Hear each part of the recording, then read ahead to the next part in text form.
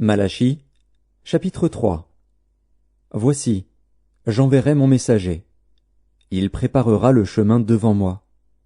Et soudain entrera dans son temple le Seigneur que vous cherchez. Et le messager de l'alliance que vous désirez, voici, il vient, dit l'Éternel des armées. Qui pourra soutenir le jour de sa venue? Qui restera debout quand il paraîtra? Car il sera comme le feu du fondeur, comme la potasse des foulons. Il s'assiera, fondra et purifiera l'argent. Il purifiera les fils de Lévi, il les épurera comme on épure l'or et l'argent, et ils présenteront à l'Éternel des offrandes avec justice. Alors l'offrande de Juda et de Jérusalem sera agréable à l'Éternel, comme aux anciens jours, comme aux années d'autrefois. Je m'approcherai de vous pour le jugement, et je me hâterai de témoigner contre les enchanteurs et les adultères, contre ceux qui jurent faussement, contre ceux qui retiennent le salaire du mercenaire, qui oppriment la veuve et l'orphelin, qui font tort à l'étranger, et ne me craignent pas, dit l'Éternel des armées.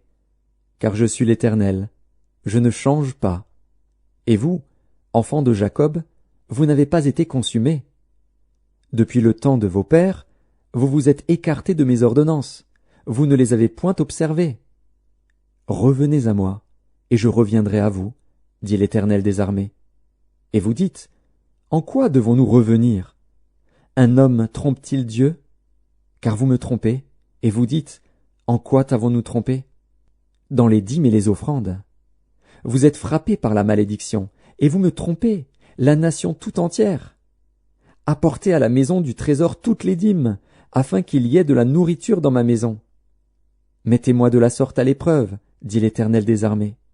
Et vous verrez si je n'ouvre pas pour vous les écluses des cieux, si je ne répands pas sur vous la bénédiction en abondance.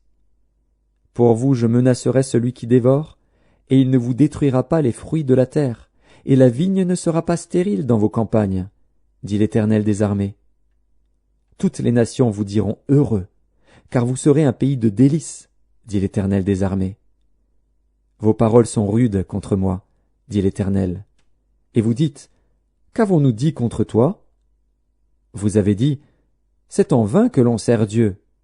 Qu'avons-nous gagné à observer ses préceptes et à marcher avec tristesse à cause de l'Éternel des armées?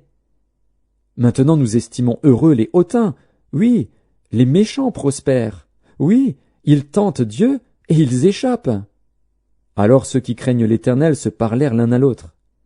L'Éternel fut attentif, et il écouta. Et un livre de souvenirs fut écrit devant lui pour ceux qui craignent l'Éternel et qui honorent son nom. Ils seront à moi, dit l'Éternel des armées. Ils m'appartiendront au jour que je prépare. J'aurai compassion d'eux, comme un homme a compassion de son fils qui le sert. Et vous verrez de nouveau la différence entre le juste et le méchant, entre celui qui sert Dieu et celui qui ne le sert pas. Car voici, le jour vient, ardent comme une fournaise. Tous les hautains et tous les méchants seront comme du chaume. Le jour qui vient les embrasera, dit l'Éternel des armées. Il ne leur laissera ni racine ni rameaux. Mais pour vous qui craignez mon nom, se lèvera le soleil de la justice, et la guérison sera sous ses ailes. Vous sortirez, et vous sauterez comme les veaux d'une étable, et vous foulerez les méchants, car ils seront comme de la cendre sous la plante de vos pieds au jour que je prépare, dit l'Éternel des armées.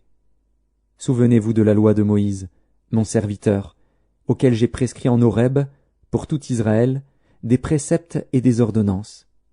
Voici, je vous enverrai Élie, le prophète, avant que le jour de l'Éternel arrive, ce jour grand et redoutable. Il ramènera le cœur des pères à leurs enfants, et le cœur des enfants à leurs pères, de peur que je ne vienne frapper le pays.